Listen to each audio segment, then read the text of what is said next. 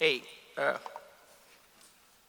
good morning, everyone. These stairs are a bit slippery. I was wondering if I'll have a Trump moment slipping down.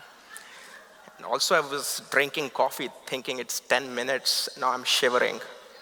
I'll try and pull it off. So, 10 minutes, huh? Pressure. I'll try and keep to it. So, what should I say? What all should I say? And how much should I say? So, this is a groundbreaking discovery from our lab, at least we'd like to think so. Discovery of an archaic anti-cancer mechanism, which is working in addition to the immune biology in our bodies, which has the capacity to check the cancer and MET incidences wherever they are locally. This mechanism is hijacked by cancer cells. And interestingly, there is some drama to this story as well. There is a story of cancer cells working like a cellular bully and victimizing the cells in our body, the host cells. So let's get right to it. So the cells in the red here, if they are carrying some mutation, they are not dividing very well. They are inflamed, senescent. Such cells are recognized by the surrounding healthy cells, and they are removed from the tissue system. And it's an important process for maintaining the homeostasis. The interesting thing is how these cells know about the status of the neighbor.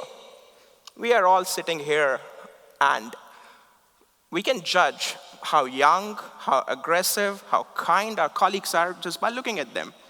And we behave accordingly. So what we found is cells do the same. They can make decisions of behaving with each other by understanding and judging the fitness level and competence level of the cells in the nearby tissue. So how they do that? This was the publication in Nature in 2020 from our lab, where we discovered that every cell in our body is carrying a fitness code imprinted on its membrane. Cells, when they are thriving, happy, aggressive, super competent, like cancer cells can be, they tend to express a version called Win of a protein named flour. Why flour is also an interesting story. Flour comes from the flower wars, the Mayan wars, where the captured people were not culled immediately, but they were marked for sacrifice later at the temple. So that's where we got the name flour, and we discovered this gene coming from chromosome number 9, open reading frame number 7. Flour win, and the yang, flour lose. So when cells, they are beleaguered, inflamed, like the cells in the microenvironment, stroma, the cells surrounding the tumor, the myocardial infarct plaques, the cells which are carrying the beta amyloid plaques in the Alzheimer disease, such cells somehow express another version of this protein, flour lose. And interesting fact is that both these proteins come from the same gene, and the key is presence or absence of exon number 3. Whatever flour is produced in our body, its expression is very poor, very low. Most of it is Win, flour 2 and 4. It always has exon number 3. In cancer cells, it's up. So when exon 3 is present, the face of this protein is buried inside the membrane. Somehow in the microenvironment cells, the cells in the stroma, exon 3 gets cut out. It's a very fascinating story how it gets cut out. It gets cut out under the influence of cancer cells, actually. And once this happens, the structure of this protein changes, the N-terminus region is flipped outside, and it starts to behave like ligands. Now, let me share with you what can happen if there is a winner next to a loser. What can happen if there is a cancer cell carrying flower win isoforms present next to a host cell which is expressing flower loose isoforms. This is a high-resolution live cell imaging video where the cells in the green are carrying flower win isoforms, and the cell in the red is carrying flower loose isoforms. They are carrying one isoform each because they are knocked out for flower gene, and we have overexpressed one isoform at a time. As you can see, the red cell wants to divide, but it's very quickly recognized by the win-carrying cells, and it's taken apart. Now, interesting thing here is that the green cells are not T cells. They are just normal epithelial cells. Other interesting thing here is that there is nothing wrong with the red cells. We have just confused the system to believe that one is a winner, one is a loser. And third interesting thing is that once it's determined that there is a loser sitting next to the winner, the fate of the loser is not in its control. This exactly is our model. This video is our model of how a single cell, two cell cancer clone, because it has a journey in the body, starts from a small entity and creates a colony, a field cancerization over the years, until finally the clinicians here get to see a case with a nice solid tumor surrounded with an inflamed microenvironment. There's a journey. We see a snapshot, but there is a movie behind it. So, a little recap. I can't get into mechanism today. It's a long story, but essentially, from very early stages, cancer starts to eat up the microenvironment, and it gains space and resources. And this process is facilitated by an evolutionary mechanism because cancer cells are carrying flower win isoforms, and the microenvironment cells are carrying the flower loose isoforms.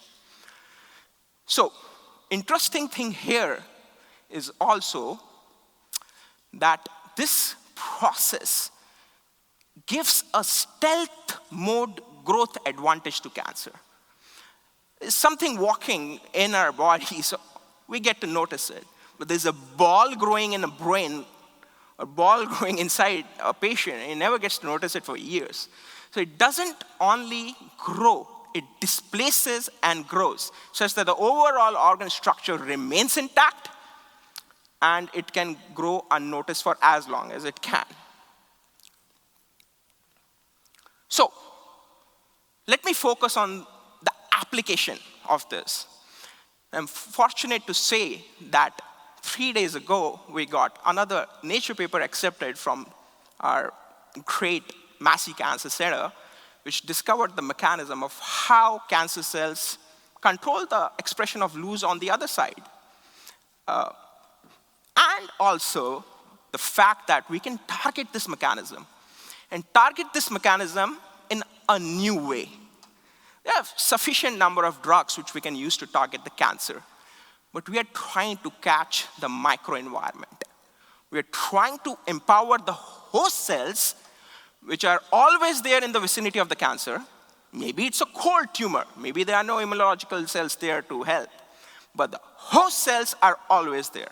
So we are trying to target that side to see if it can mount a response against cancer. So I was sharing that video with you. Cancer cells with WIN get rid of the microenvironment cells and grow. What if we create a monoclonal antibody which can block the flower loose, because remember, the N-terminus is outside.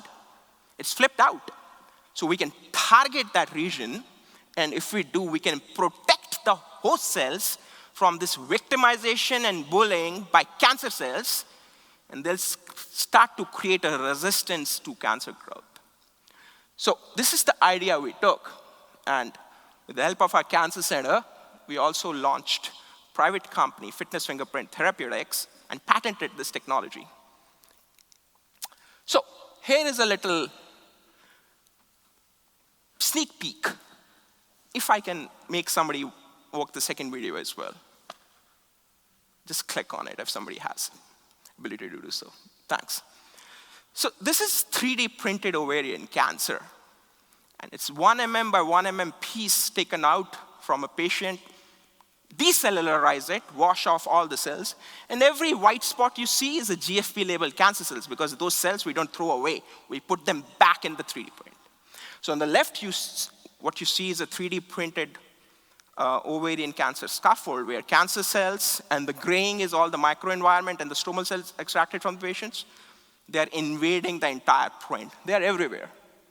On the right-hand side, this 3D print is made to grow in presence of monoclonal antibodies. And you can see single cell clones. What you see here is the glue which is used to put this print on the light sheet scope microscope.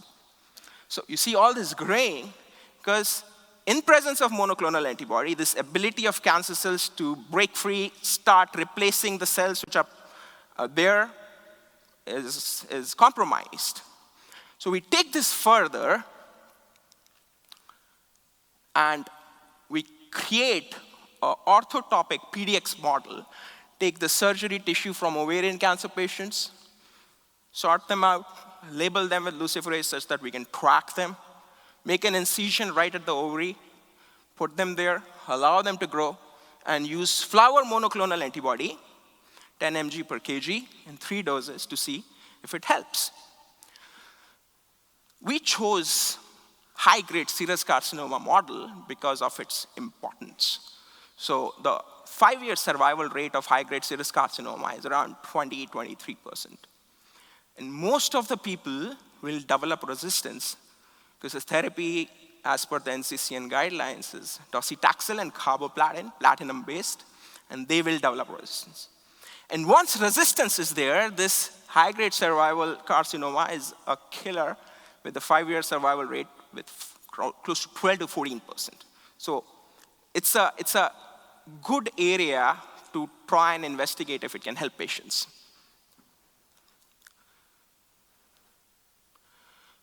Two different patient xenografts, both are platinum resistant, and both the patients are deceased now. Very quickly, the cancer took over. Control, vehicle, IgG, non-specific, and docetaxel carboplatin.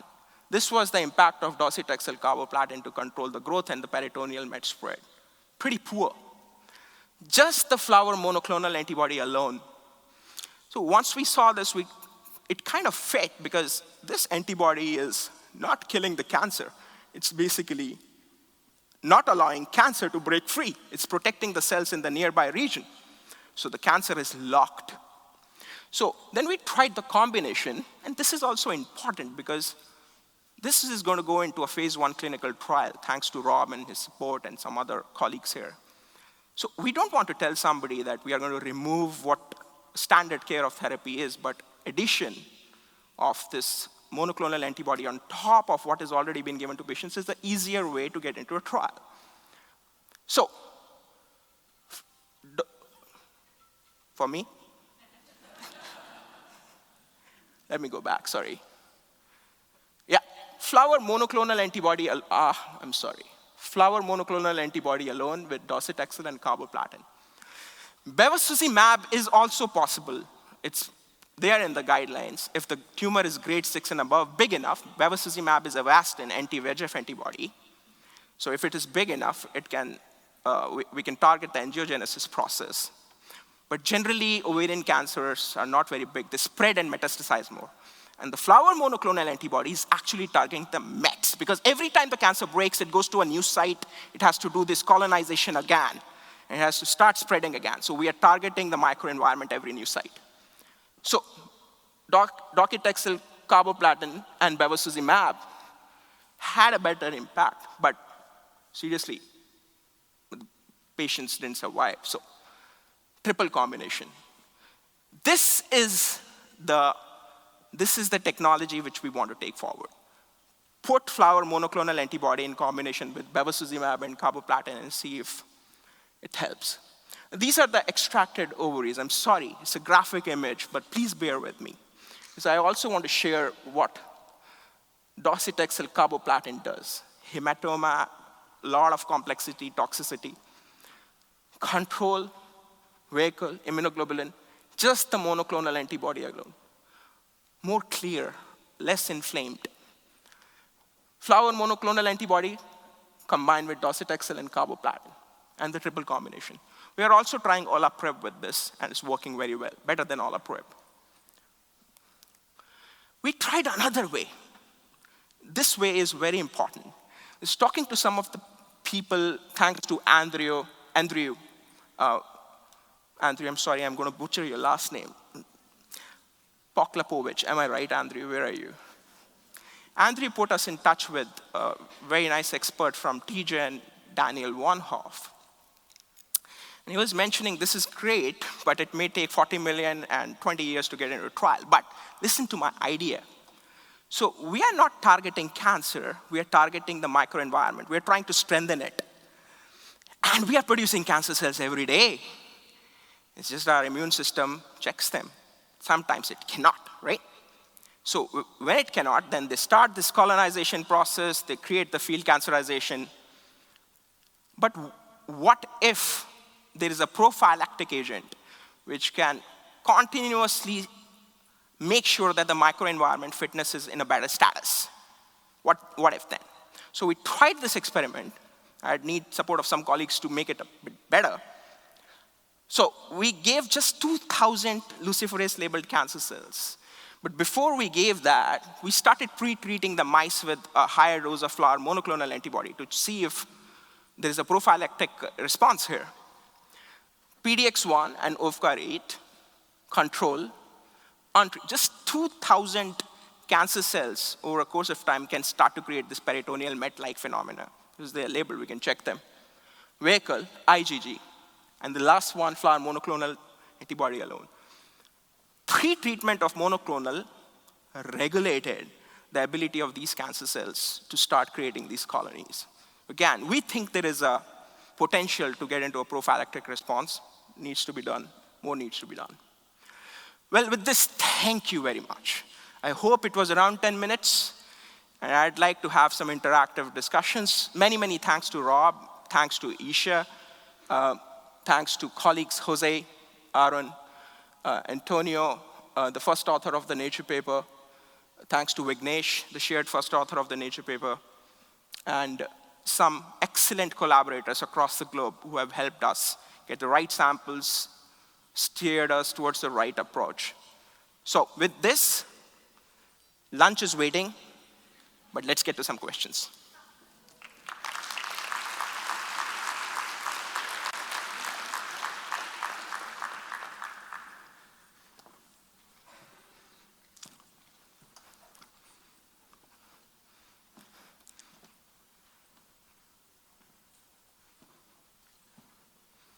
Excellent presentation, thank you. You may have mentioned this before, but I might have missed it. You said that the antibody traps the cancer cells within the tumor, and that basically they can't migrate, metastasis, all that stuff. Do you guys know how that occurs? How do this? Well, that's exactly the mechanism we were describing, that tumor cells have this inherent capacity to start attacking the microenvironment to create resource and to create growth. So it stops that process. It kind of protects the microenvironment cells from this cancer-induced apoptosis. There are some interesting players in this because CAFs behave a bit differently. But this microenvironment-related apoptosis is also applicable to T cells. So we will be soon coming with a very interesting story why tumors are hot or cold, because T cells also have competition going on with cancer and CAFs. So the simple answer to the question is that there is an apoptotic stream around the ring of the tumor which can be blocked, which helps cancer remain caged. Okay, so how long can you maintain that process? How long can you? Maintain that process. Well, we have seen that once the monoclonal antibody is given, it has a half-life of close to 12 days in the mice body. And then we gave 3 doses spaced out. So during the course of the chemotherapy, this stays very, very well. The interesting thing is that it teams very well with chemotherapy because once it's locked, chemotherapeutic agents tend to work a bit better because it's not really dealing with a flying entity. So overall, the survival is much better of the mice. Mets don't come back. So we have seen it work very, very well at the end of the experiments, close to 200 days for the mice. So it does a good job. And the very last thing is, once you stop the treatment, do you see a more aggressive? We don't see the mets come back. Okay, thank you. I think this is an excellent talk. The question that I have much more on the philosophical level, like I love philosophy, sir. Go for it. me too. So you mentioned that the tumor cells is attacking the microenvironment. The way I think many of us imagine that this is a communications between the tumor cells and the microenvironment. You have the infiltration of the blood vessels, neurons, and the immune cells. So do you think all those microenvironment cells that are infiltrating, they started expressing Wnt much more so that the cancer cell is not killing them? Well, in this, the question is more factual than philosophical because different cell types are behaving differently. For example, CAFs are there, right? CAFs are known to promote tumor. I didn't discuss the mechanism. So cancer cell actually is gaslighting the microenvironment. It sends out agents which can control the epigenome and create epigenetic profile modifications in the microenvironment cells. CAFs have a way to protect themselves from that, and then they tend to express Wnt-like cancer cells. T cells don't. Fibroblasts don't. Macrophages don't. Endothelial cells do. Neurons don't. And this is, I wish I had a way to create a reporter where the sensory ability of the neurons near the cancer can be picked up by MRI or through neurotransmitter traveled signals in the brain. But we have very good evidence to believe that cancer cells also dumb down the neuronal activity to remove sensory modifications from that region because it, again, wants to achieve stealth mode growth, doesn't want to be detected. Again, this is a Pandora's box. A lot will come out of it. It's a very provocative topic. And that can be important as well, but there are also reports that neurons are really actively providing signals to the tumor cells and help them to not only proliferate but to metastasize. So a good connection, especially to the systemic level and the central nervous system, many people are promoting. It swings both ways. Presence of neurons, you'll see reports, they're saying more neurons, cancer is growing, less neurons, cancer.